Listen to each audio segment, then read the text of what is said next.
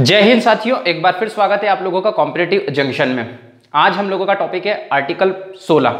Article 16 हम लोगों को पढ़ना है। 14 और 15 हम लोग पढ़ चुके हैं, 12, 13 भी हम लोग पढ़ चुके हैं। हालांकि समानता के अधिकार में हम लोग 14 से बात करते हैं और पहला आर्टिकल ही वही है, मूल अधिकार से रिलेटेड। मूल अधिकार फंडामेंटल राइट्स की जो सीरीज चल रही है, आज उसका टॉपिक है आर्टिकल 16। ठीक है, थोड़ा सा बिजी हो गया हूँ, इसलिए क्या है आजकल 6:30 बजे फुर्सत मिलती है तो सुबह सुबह एक वीडियो बना के आप लोगों के लिए डालता हूँ। इसलिए ज़्यादा से ज़्यादा शेयर करिए, सपोर्ट करिए, ताकि मेरा जो हार्ड वर्क है वो थोड़ा सा उधर से बंद होकर मैं आप लोगों के लिए पूरा फोकस इधर हो लगा पाऊँ। ठीक है दोस्तों, तो आर्टिकल 16 की बात करें फंडामेंटल राइट्स में, हम लोगों ने 15 में देखा, वहाँ पर भी हम लोगों के बारे में समानता के अधिकार की बात की गई और यहाँ पर भी समानता के अधिकार की बात की गई। लेकिन जैसे ही वहाँ पर हम लोगों ने 15(1), 15(2) में देखा, फिर 15(3), 15(4) वगैरह में हम लोगों ने अपवाद देखना स्टार्ट किए, वैसे यहीं पर भी क्या है, अपवाद की बात हम लोग देखेंगे। आर्टिकल 16 आपसे क्या कहता है, लोक नियोजन के विषय में अवसर की समानता। इंग्लिश में मैंने टाइटल भी डाल रखा है, देखो, पब्लिक सर्विस जो भी है हमारी, वहां पर क्या होगा, आप लोगों को रोजगार के समान अवसर मिलेंगे। सीधी सी बात करें तो रोजगार के समान अवसर, रोजगार की अवसर की समानता मतलब। लेकिन ध्यान रखना दोस्तों, प्राइवेट सेक्टर की बात नहीं चल रही यहाँ पर, हम लोग सीधी सीधी बात करेंगे किसकी, राज्य की। राज्य का मतलब मैं आर्टिकल 12 में बता चुका हूँ आप लोगों को क्या होता है। जिन लोगों ने नहीं देखा, देखिए वीडियो जरूर। आर्टिकल 16 में क्या कह रहा है कि लोक नियोजन के विषय में अवसर की समानता, या शुद्ध भाषा में हम लोग कहें, आम भाषा में तो रोजगार में अवसर की समानता। मतलब राज्य किसी के साथ में भी भेदभाव नहीं करेगा रोजगार देते समय, है ना। उसकी योग्यता के अनुसार उसको क्या मिलेगा, रोजगार मिलेगा, अवसर मिलेगा, वो फॉर्म भरेगा और कांस्टेबल बनेगा, कोई डीएसपी बनेगा, सब अपने योग्यता के हिसाब से बनेंगे। तो आर्टिकल 16(1) आप लोगों से क्या कह रहा है, 16(1) आप लोगों से ये कहता है कि नियोजन या नियुक्ति में समान अवसर, राज्य के अधीन की बात कर रहे हैं। राज्य क्या करेगा, जब कभी भी कोई नियुक्ति निकालेगा, कोई पोस्ट निकालेगा, तो सभी के लिए समान रहेगी, ऐसा नहीं है। वो क्वालिफिकेशन वगैरह डिसाइड करता है, लेकिन यहाँ पर सिर्फ उसने सीधा सीधा ये लिखा है कि भैया नियोजन या नियुक्ति में समान अवसर रहेगा। मतलब आप कभी भी सरकारी नौकरी में जाना चाहते हो तो सभी के लिए बराबर, ऐसा नहीं कि भेदभाव किया जाएगा। एजुकेशन क्वालिफिकेशन के आधार पर अलग बात है, वहां पर कोई भेदभाव नहीं कहलाता, वो एजुकेशन क्वालिफिकेशन मांग रहे हैं। अब पता पड़े कि भाई जो पोस्ट कॉमर्स वाले की निकाली है वो साइंस वाला बीच में क्यों कूदेगा, तो इसलिए समझना। यहाँ पर सिर्फ इतना लिखा है, ज्यादा लोड लेने वाला आर्टिकल नहीं है। आर्टिकल 16(2) की बात करें, यहाँ तो इन लोगों ने लिख दिया। आर्टिकल 16(2) में क्या लिखा हुआ कि केवल शब्द हर जगह इस्तेमाल हुआ। आर्टिकल 15 और 16 में केवल धर्म, मूल वंश, जाति, लिंग, जन्म स्थान, निवास और वंश क्रम के आधार पर क्या होगा, भेदभाव नहीं किया जाएगा। 1, 2, 3, 4, 5, 6 और 7। जहाँ आर्टिकल 15 में हम लोगों ने 5 बातें देखी और आर्टिकल 16 में हम लोग क्या देख रहे हैं, 7 बातों को देख रहे हैं। आर्टिकल 16(2) आपसे ये कह रहा है कि केवल धर्म, मूलवंश, जाति, लिंग, जन्म स्थान और निवास को और वंशक्रम के लेकर के कोई आधार पर भेदभाव नहीं किया जाएगा। मतलब यहाँ पर 7 बातें हैं। इसका मतलब इसके अलावा हम भेदभाव कर सकते हैं, जैसे भाषा के आधार पर, योग्यता के आधार पर। ये सारी चीजें हम लोगों ने पहले देखी है 15 में, इसलिए उसको ज्यादा डिस्कस ना करते हैं, हम सीधे इस पर बात करते हैं। भैया रेस, कास्ट, रिलीजियस, सेक्स, इन आधारों पर क्या होगा, भेदभाव नहीं किया जाएगा। बर्थ प्लेस पर भेदभाव नहीं किया जाएगा। यहाँ पर 2 बातें और जुड़ गई, एक तो निवास स्थल के आधार पर आप भेदभाव नहीं करोगे और वंशक्रम के आधार पर भेदभाव नहीं करोगे कि आपके दादाजी क्या थे, नानाजी क्या थे, पिताजी क्या थे, है ना। हम तो किसके वंशज है, हम तो इसके वंशज, हम तो इसके वंशज है, बहुत करते हैं लोग। लेकिन ठीक है, आपको वो वंश के आधार पर कोई भेदभाव नहीं किया जाएगा, वंशक्रम के आधार पर कोई भेदभाव, निवास स्थान के आधार पर। अब देखना आर्टिकल 16(2) का अपवाद आर्टिकल 16(3) है। क्या लिखा हुआ है यहाँ पर हम लोगों ने कि निवास के आधार पर कोई भेदभाव नहीं करेगा। मतलब आपको यूपीएससी देना है, यूपीपीसीएस देना है, एमपीपीएससी देना है, सीजीपीएससी देना है, उत्तराखंड पीएससी देना, आप सब दो, जो आपकी मर्जी पड़े वो दो। क्योंकि वहां पर ऐसा नहीं हो कि मध्य प्रदेश वाला व्यक्ति नहीं दे सकता। लेकिन सुनना, बात को ध्यान से समझना कि आर्टिकल 16(3), 16(2) का अपवाद कैसे हुआ, इसको मैं 15 में समझा चुका हूं, इसलिए हम लोग ज्यादा यहाँ पर माता पच्ची ना करे तो ज्यादा बेटर है। आर्टिकल 16(3) में लिखा है कि पार्लियामेंट जो है, हमारी संसद जो है, वो कोई भी विधि बना सकती है, मतलब कोई लॉ बना सकती है, कानून बना सकती है, और कानून बना करके वो क्या कर सकती है, निवास की शर्त आरोपित कर सकती है। निवास की शर्त कौन आरोपित कर सकता है, हमारी जो पार्लियामेंट है, हमारी पार्लियामेंट बनाएगी। याद रखिएगा, यहाँ पर संसद लिखा हुआ, विधानमंडल कहीं नहीं लिखा हुआ है ना। राज्य जो है, संसद जो है हमारा, क्या कर सकता है, कोई भी कानून बना सकता है। जैसे कि कहाँ बनेगा, पार्लियामेंट में बनेगा। याद रखना, विधानमंडल में नहीं बनेगा, लेजिस्लेचर में नहीं बनेगा। विधानमंडल राज्य के लिए होती है, जहां पर क्या होगा, आपका विधानसभा होगा, विधान परिषद होगा, उसको अधिकार नहीं है।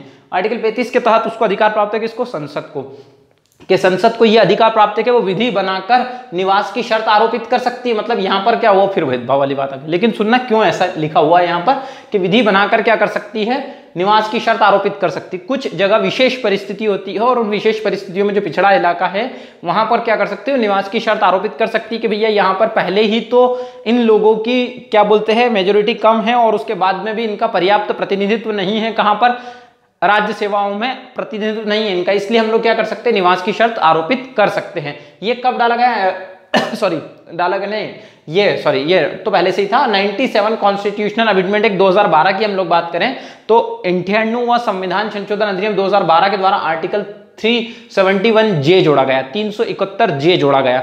371J क्या कहता है, कर्नाटक और हैदराबाद वाला जो कुछ क्षेत्र है, गुलबर्गा वगैरह वाला जो क्षेत्र है, राज्यपाल के द्वारा वहां पर क्या हुआ है, विशेषाधिकार मिला हुआ है 371J में। ये क्या आरक्षण दिया गया है, कुल मिला के बात ये करें हम लोग कि वहां पर निवास की शर्तें लागू हो सकती है।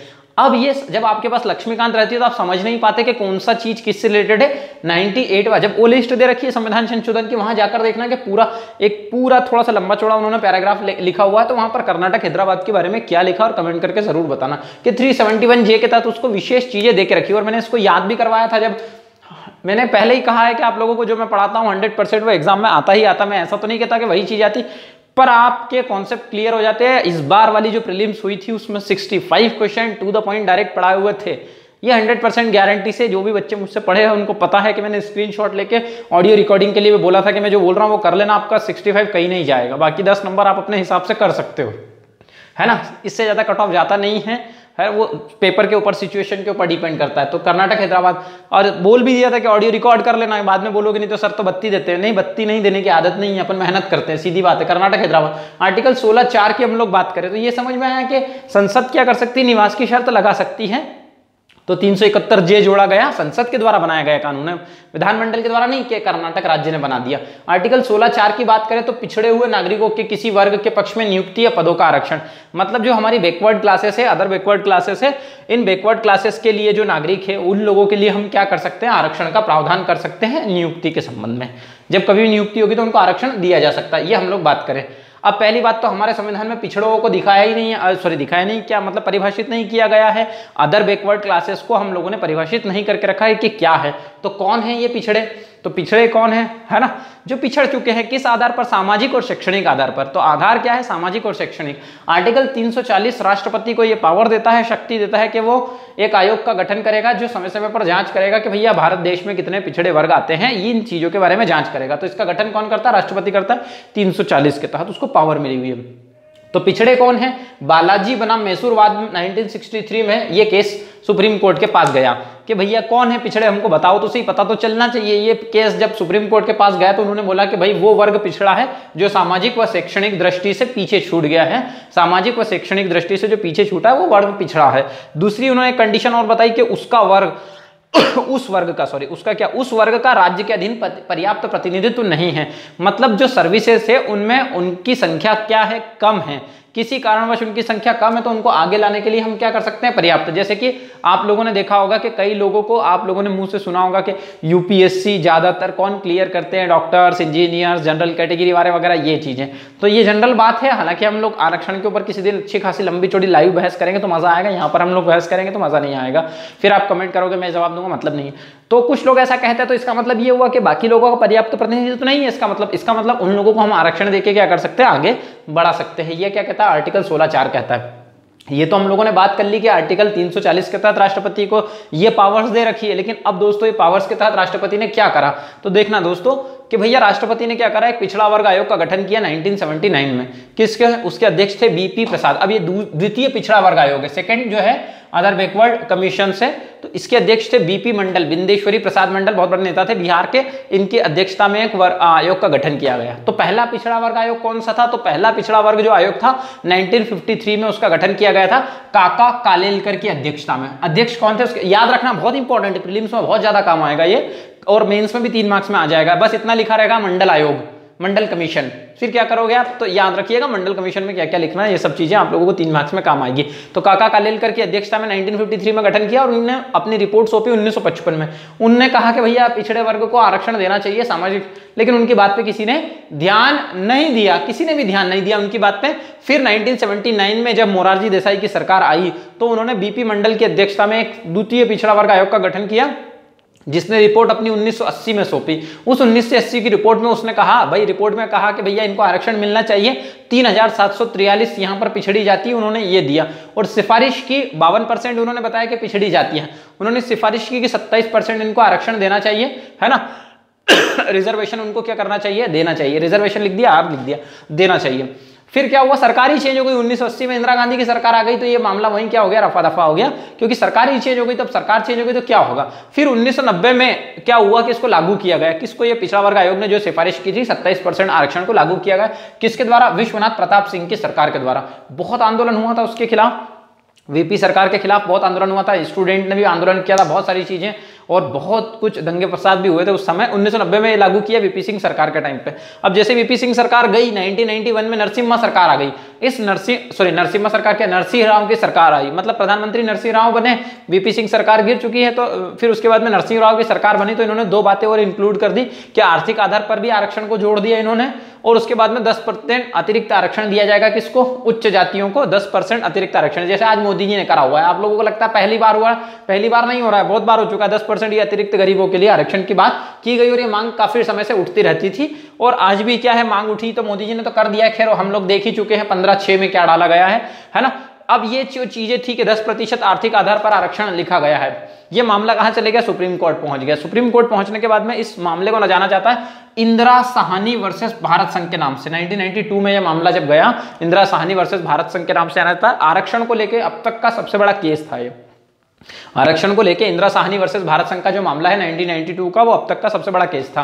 जब सुप्रीम कोर्ट के पास गया तो सुप्रीम कोर्ट ने कहा कि जो आरक्षण दिया गया है, यह सामाजिक और शैक्षणिक दृष्टि से दिया गया है। 27% जो आरक्षण दिया गया है पिछड़ा वर्गों को, ये बिल्कुल सही है, ये संवैधानिक है, इसमें कोई असंवैधानिक नहीं है।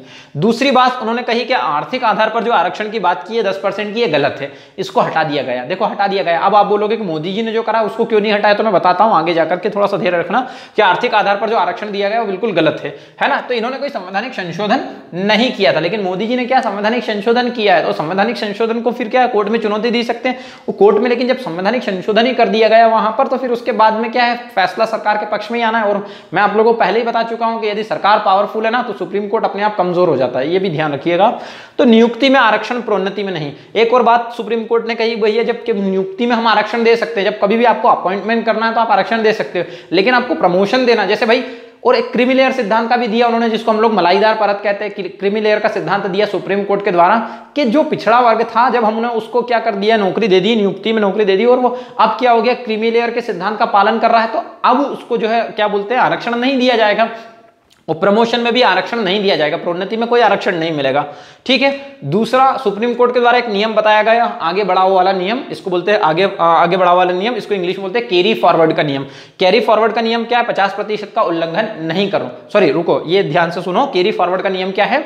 कैरी फॉरवर्ड के नियम में भी उन्होंने 50% की बात लागू की। अभी 50% क्या मैटर है, सुप्रीम कोर्ट ने एक फैसला दिया था कि आरक्षण जो है किसी भी कंडीशन में 50% से ऊपर नहीं हो सकता। आरक्षण क्या नहीं हो सकता, 50% से ऊपर नहीं हो सकता।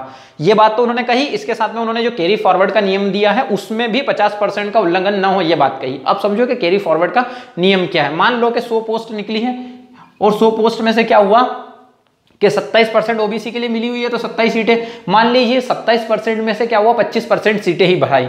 25% सीटें भराई, इसका मतलब 2% सीटें और बढ़ गई, 2% सीटें भी बच गई है। तो ये 2% सीटें क्या करेंगे, जब अगली बार पोस्ट निकालेंगे तो उसमें जोड़ देंगे। अब उसमें जोड़ दिया तो अगली बार हो सकता हो कि आरक्षण क्या हो, 50% को क्रॉस कर जाए। तो 50% को क्रॉस नहीं करना चाहिए। कैरी फॉरवर्ड के नियम में भले 2% जोड़ सकते हैं, लेकिन 50% को क्रॉस नहीं करना चाहिए, वो 2% जोड़ सकते हैं। ठीक है। तो जब 50% को हो जाएगा, ज्यादा हो जाएगा, तो फिर क्या होगा, दिक्कत होगी। तो जब 50% से ज्यादा हो जाता, जैसे आप लोगों ने सुना होगा बैकलॉग भर्ती निकली, वो इसी से रिलेटेड है, कैरी फॉरवर्ड नियम से। मतलब 50% का उल्लंघन नहीं करना चाहिए, तो वो 2% जो सीटें बची हुई है अगली बार वाली सीटों में जोड़ देंगे। तो ये तो बड़ी समस्या वाली बात है। अब 27 से कितना हो जाएगा, 29 हो जाएगा। इस चीज को भी अपने को समझना है। अब यहां पर क्या हुआ कि ये जो चीजें हम लोगों ने देखी, इसके बाद में इन सब चीजों से लेकर संशोधन हुआ, वो भी मैं बताता हूं। एक चीज समझो पहले कि विशेष कंडीशन में 50% से ऊपर जा सकता है, क्योंकि मुझे पता है बच्चे बोल के तमिलनाडु में तो 69% आरक्षण दिया गया, तो मैं उसको समझा देता हूं, नहीं तो फिर आप लोग बाद में माथापच्ची करोगे, कमेंट करोगे, मुझे जवाब देना पड़ेगा। इससे अच्छा बेटर है यहीं पर मैं बता देता हूं, क्योंकि बहुत सारे बच्चों को पता है कि तमिलनाडु में 69% आरक्षण। अभी अपने मध्य प्रदेश का भी फैसला चल रहा है, मध्य प्रदेश का फैसला चल रहा, लेकिन मध्य प्रदेश विधानमंडल में काम किया गया है। संसद ने कुछ कानून वानून नहीं बनाया है इसके लिए कि भैया आप दे दो, इतना आरक्षण देना है तो आपको। विशेष कंडीशन में 50% से ऊपर आरक्षण जा सकता है। किस कंडीशन में? यदि वो सामाजिक शैक्षणिक दृष्टि से अति पिछड़े हो और वो एरिया ही बहुत ज्यादा पिछड़ा हो। तो तमिलनाडु में 69% जो आरक्षण है, इस बात को सुप्रीम कोर्ट में चुनौती दी गई, और जब सुप्रीम कोर्ट में इस बात को चुनौती दी गई तो तमिलनाडु सरकार ने और गवर्नमेंट ने एक कानून बनाया था भैया, और उस गवर्नमेंट ने कानून बना के उसको क्या कर दिया, 9वीं अनुसूची में डाल दिया था। बताता हूं 9वीं अनुसूची का मैटर क्या है। तो तमिलनाडु सरकार क्या हो गई, वहां पर जीत गई, क्योंकि उन्होंने इसको साबित कर दिया कि यहां पर विशेष कंडीशन है। अगर हमारी मध्य प्रदेश सरकार भी साबित कर देती कि यहां पर विशेष कंडीशन है तो आरक्षण जो है 50% से ऊपर जा सकता है। फिर ये जो तमिलनाडु का 69% का मामला है, इसको 9वीं अनुसूची में डाल दिया। जैसा कि आप सभी लोग जानते हैं कि 9th शेड्यूल में 9वीं अनुसूची में ऐसे मामले शामिल होते हैं जिनको हम लोग न्यायालय में चुनौती नहीं दे सकते। स्क्रीनशॉट ले लो पहले, नहीं तो भूल जाऊंगा, अभी याद आ गया एकदम से। तो न्यायालय में यदि हम लोग उसको चुनौती नहीं दे सकते, लेकिन आप लोगों ने एक चीज और बेसिक स्ट्रक्चर देखा है, तो बेसिक स्ट्रक्चर में 24 अप्रैल 1973 में क्या बताया कि केशवानंद भारती मामले में कि सुप्रीम कोर्ट उसकी क्या कर सकता है, न्यायिक समीक्षा कर सकता है। यदि क्या हो, वो मूल संविधान का उल्लंघन करती है, वो मूल अधिकारों को छीनती है, तो वो क्या कर सकती है, उसकी न्यायिक समीक्षा कर सकती है। 24 अप्रैल के पहले के जो मामले, अब हमसे उनको कोई लेना देना नहीं, हम उनकी न्यायिक समीक्षा नहीं करेंगे। तो क्या इसकी न्यायिक समीक्षा नहीं की जा सकती क्या? तो ये 9वीं अनुसूची में डाल दिया इसका मामला, तो जरूर दोस्तों 9वीं अनुसूची में डाला जरूर है, लेकिन इसकी न्यायिक समीक्षा की जा सकती किस आधार पर? यदि ये संविधान के मूल ढांचे का उल्लंघन करता है तो हम उसकी न्यायिक समीक्षा कर सकते हैं। बेसिक स्ट्रक्चर का जो सिद्धांत दिया है, इसका मतलब इसकी न्यायिक समीक्षा की जा सकती है। हालांकि क्या हुआ, सरकार बाद में क्या हुआ, फैसला आया किसके पक्ष में, तमिलनाडु सरकार के पक्ष में। फिर आगे हम लोग बात करें तो ये सब चीजें हम लोगों ने देखा कि भाई कैरी फॉरवर्ड का नियम क्या होता है, आर्थिक आधार पर आरक्षण दिया, 50% से ऊपर नहीं होना चाहिए। ये मामला हम लोगों को याद रखना, 3 मार्क्स में क्वेश्चन आ भी सकता है और नहीं भी आ सकता, लेकिन इंदिरा साहनी का मामला याद रखना, पिछड़ा वर्ग वगैरह याद रखना, या आर्टिकल 16(4) से ही संबंधित है। यहां पर सीधी सीधी हम रोजगार में अवसर की समानता के बारे में बात कर रहे हैं। फिर क्या हुआ, एक 16(4) क डाला गया, किसके द्वारा, प्रमोशन में आरक्षण कर दिया, क्योंकि यहां पर सुप्रीम कोर्ट ने बोल दिया कि प्रमोशन में आरक्षण नहीं मिलेगा, तो एक संशोधन करके 16(4) का जोड़ा गया, जिसको हम 77वां संविधान संशोधन अधिनियम 1995 के नाम से जानते हैं। देखो आर्टिकल्स याद नहीं रखे जाते, आर्टिकल्स को समझा जाता है। आर्टिकल को तोड़ तोड़ के जब हम लोग पढ़ते हैं ना, जैसे मैंने आप लोगों को 4-5 चीजें बताई, तो इसमें क्या होगा, आपको आर्टिकल 16 100% याद रह जाएगा, भले ये बातें याद ना रहे, क्योंकि आपको आर्टिकल 16 अच्छे से याद रखना। और याद रखना यूपीपीएस, उत्तराखंड पीएससी में तो ये सब अंदर से बातें पूछते हैं, बस वो तो मध्य प्रदेश सरकार का क्या पता क्या मैटर है। 16(4) ख में उन लोगों ने क्या बोला कि कैरी फॉरवर्ड को जो नियम है, CFR लिख दिया मैंने इसको शॉर्टकट में, कैरी फॉरवर्ड का नियम जो है 50% से ज्यादा हो सकता है, ये भी क्या कर दिया, संशोधन करके जोड़ दिया गया।